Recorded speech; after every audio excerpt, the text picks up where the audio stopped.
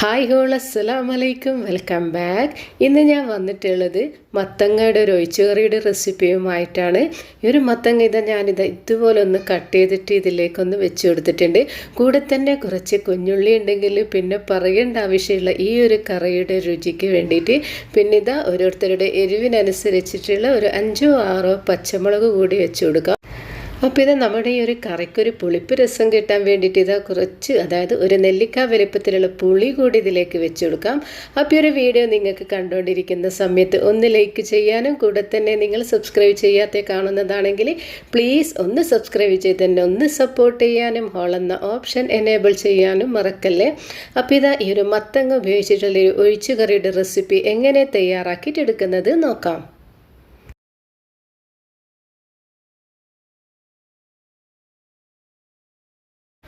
അപ്പോൾ മത്തങ്ങ കൊണ്ടുള്ള കറി എങ്ങനെ തയ്യാറാക്കിയിട്ട് എടുക്കുന്നത് നോക്കാം. അതിന് വേണ്ടിയിട്ട് ഒരു മത്തങ്ങ എടുത്തിട്ടുണ്ട്. പക്ഷേ ഇത് മുഴുവനായിട്ട് ഞാൻ എടുക്കുന്നില്ല.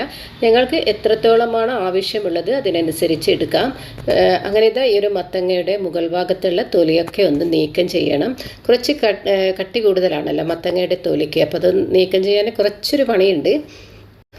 അപ്പോൾ നല്ലൊരു ടേസ്റ്റാണ് ഒരു മത്തങ്ങ ഉപയോഗിച്ചിട്ടുള്ള കറി ചോറിൻ്റെ കൂടെ കഴിക്കാൻ വേണ്ടിയിട്ട്.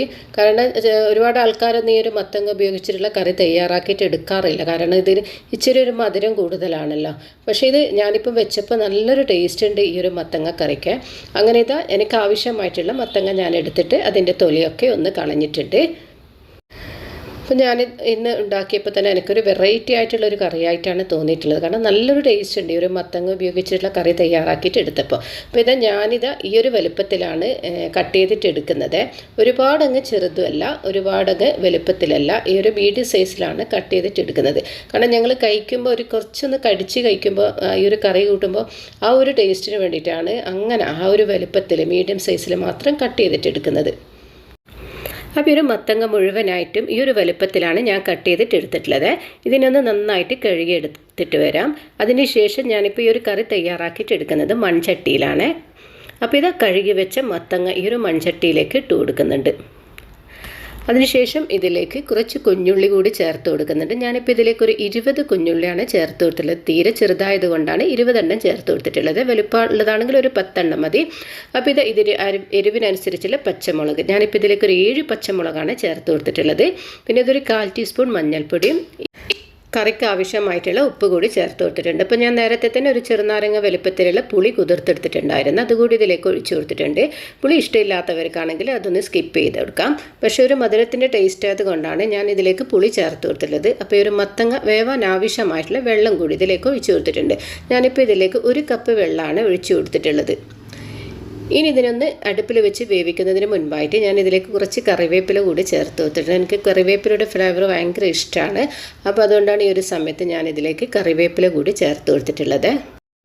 അപ്പോൾ മത്തങ്ങ പെട്ടെന്ന് തന്നെ കുക്കായി കിട്ടും. ഇപ്പോൾ ഞാനിത് ഒരു 10 മിനിറ്റ് മതി ഞങ്ങളുടെ ഒരു മത്തങ്ങ കുക്കാവാൻ വേണ്ടിയിട്ട്. ഇനി ഇതിനൊന്ന് അടച്ച് വെച്ച് ഒന്ന് വേവിച്ചെടുക്കാം. അപ്പം മത്തങ്ങ ഒന്ന് കുക്കായി വരുമ്പോഴേക്ക് ഇതിൻ്റെ ഒന്ന് അരപ്പൊന്ന് തയ്യാറാക്കിയിട്ട് എടുക്കാനുണ്ട്. അപ്പോൾ അതിന് വേണ്ടി ഒരു മിക്സിയുടെ ജാറിലേക്ക് 1 കപ്പ് ചിരവിയ തേങ്ങ ഞാൻ ഇതിലേക്ക് ചേർത്ത് കൊടുത്തിട്ടുണ്ട്. ഇനി ഇതിലേക്ക് 1 ടീസ്പൂൺ ചെറിയ ജീരകം, അതായത് നല്ല ജീരകമാണ് ഇതിലേക്ക് ചേർത്ത് കൊടുക്കുന്നത്. അപ്പോൾ ഇനി അരപ്പിനാവശ്യമായിട്ടുള്ള വെള്ളം കൂടി ഇതിലേക്കൊന്ന് ഒഴിച്ചു കൊടുക്കാം. നല്ല സ്മൂത്തായിട്ട് തന്നെ ഇതിനൊന്ന് അരച്ചെടുക്കാം. അപ്പോൾ അരപ്പിനാവശ്യമായിട്ടുള്ള വെള്ളം ഇതിലേക്ക് ഒഴിച്ചു കൊടുത്തിട്ടുണ്ട്. ഒരുപാട് വെള്ളമൊന്നും ഞാൻ ഇതിലേക്ക് ഒഴിച്ചു കൊടുത്തില്ല, ഒരു 1/4 കപ്പ് വെള്ളം മാത്രമാണ് ഒഴിച്ചു കൊടുത്തിട്ടുള്ളൂ. അരപ്പൊക്കെ റെഡിയായി വരുമ്പോഴേക്ക് മത്തങ്ങ ഇവിടെ നന്നായിട്ട് കുക്കായിട്ടുണ്ട്. അതിൻ്റെ ആ വെള്ളമൊക്കെ, അതായത് ഈ ഒരു ചാറൊക്കെ നല്ല രീതിയിൽ തന്നെ കുറുകി വന്നിട്ടുണ്ട്. ഇനി ഇതിനൊന്ന് ഉടച്ചു കൊടുക്കാം. ഇപ്പോൾ മുഴുവനായിട്ടൊന്നും ഉടച്ചെടുക്കണ്ട, ചെറുതായിട്ട് ജസ്റ്റ് ഒന്ന് ഉടച്ചെടുത്താൽ മാത്രം മതി. ഇപ്പോൾ ഈ ഒരു കറിയൊക്കെ കഴിക്കുമ്പോൾ മത്തങ്ങ ഒന്ന് കടിച്ച് കഴിക്കുമ്പോൾ നല്ലൊരു ടേസ്റ്റാണ് ഉണ്ടാവാൻ. അതുകൊണ്ട് മുഴുവനായിട്ടും ഞാൻ ഇതിനൊന്നും ഉടച്ചു കൊടുക്കുന്നില്ല, ചെറുതായിട്ടൊന്ന് ഉടക്കുന്നേ ഉള്ളത് കേട്ടോ. ഒരു പേരിന് വേണ്ടിയിട്ട് മാത്രം ഒന്ന് ഉടച്ചു കൊടുക്കാം. കാരണം മത്തങ്ങ നന്നായിട്ട് തന്നെ കുക്കായിട്ടില്ല. അപ്പോൾ ഇത് കാണുമ്പോൾ തന്നെ മനസ്സിലാക്കി എടുക്കാൻ പറ്റുന്നില്ലേ. ഇനി തയ്യാറാക്കി വെച്ച അരപ്പ് ഇതിലേക്കൊന്ന് ഒഴിച്ചു കൊടുക്കാം. അപ്പോൾ മിക്സിയുടെ ജാറിൽ കുറച്ച് വെള്ളം ഒഴിച്ച് കൊടുത്തിട്ടുണ്ട്. ആ വെള്ളം കൂടി ഇതിലേക്ക് ഒഴിക്കുന്നുണ്ട്. അപ്പോൾ ഈ ഒരു മത്തങ്ങയുടെ കറി നിങ്ങൾക്കൊക്കെ ഇഷ്ടമായിട്ടുണ്ടാകുമെന്ന് വിചാരിക്കുന്നു. അപ്പോൾ ഇഷ്ടപ്പെട്ടിട്ടുണ്ടെങ്കിൽ നിങ്ങൾ ഫാമിലിക്കും ഫ്രണ്ട്സിനും ഒക്കെ ഇതൊന്ന് ഷെയർ ചെയ്ത് കൊടുക്കുക. കൂടെ തന്നെ നിങ്ങൾ ഇതിൻ്റെ ഫീഡ്ബാക്കൊക്കെ എന്നെ ഒന്ന് അറിയിക്കാം. അപ്പോൾ ഇത് അരപ്പൊക്കെ ഒന്ന് ഒഴിച്ച് കഴിഞ്ഞാൽ ഒരുപാട് അങ്ങ് തിളച്ച് പോകരുത് കേട്ടോ. ജസ്റ്റ് ഒന്ന്, അതായത് ഈ ഒരു കറി നല്ല രീതിയിൽ തന്നെ ഒന്ന് ചൂടായി കിട്ടിയാൽ മാത്രം മതി. ഈ ഒരു സമയത്ത് ഞാൻ ഉപ്പ് ചെക്ക് ചെയ്തപ്പോൾ ഉപ്പിന് ഇച്ചിരി കുറവുണ്ടായിട്ടുണ്ടായിരുന്നേ. അങ്ങനെ ഞാനിത് വീണ്ടും ഇതിലേക്കൊന്ന് ഉപ്പ് ചേർത്ത് കൊടുത്തിട്ടുണ്ട്. ആ വീഡിയോ ഒന്ന് സ്കിപ്പായിപ്പോയതാണ്. അപ്പോൾ നല്ല എരിവും പുളിയും ഒക്കെയുള്ള ഒരു മത്തങ്ങക്കറി ഇവിടെ റെഡി ആയിട്ടുണ്ട്, കാണുന്നില്ലേ? ഈ ഒരു ടൈമിലേക്ക് ഇതിൻ്റെ ഫ്ലെയിം ഒന്ന് ഓഫ് ചെയ്ത് കൊടുക്കണേ.